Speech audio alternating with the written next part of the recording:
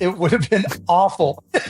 Why Mark Cuban says he rejected Kamala Harris's offer as her running mate ahead of the 2024 election. The Shark Tank alum reveals that he was considered as a potential running mate for former Vice President Kamala Harris in the 2024 presidential election, though he says on the June 20th episode of the Bulwark podcast that he declined the offer to be vetted for the Democratic ticket for one simple reason.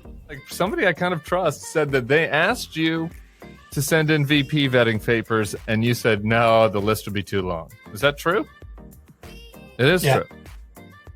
Why didn't you consider? I mean, you ended out there campaigning with her advisor. Well, the second part of that, my response was, I'm not very good as the number two person. And so the last thing we need is me telling Kamala, the president, that, no, that's a dumb idea, right? And I'm not real good at the shaking hands. All right. Well, I don't know about that, man. Of course, Harris went on to select Minnesota Governor Tim Walz as her vice presidential pick.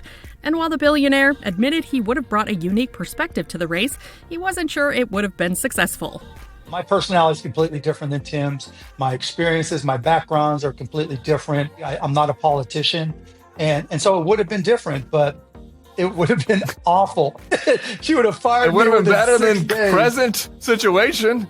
Rumors of an eventual run for the Oval Office have long circled the 66-year-old, but he recently dismissed speculation of a presidential run in 2028, saying of the prospect at a Washington, D.C. event in February per Politico, "Hell no, it's not going to happen."